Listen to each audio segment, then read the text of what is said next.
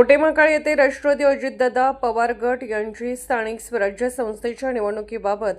माजी मंत्री अजितराव घोरपडे सरकार, युवक नेते राजवर्धन घोरपडे सरकार यांच्या मार्गदर्शनाखाली मुलाखती पार पडल्या। यावेळी राष्ट्रवादी काँग्रेस ओबीसी विभाग प्रदेश उपाध्यक्ष व प्रभारी संजय भाऊ कोळी, अल्पसंख्याक विभागाचे जिल्हा अध्यक्ष गौसभाई शिरोळकर,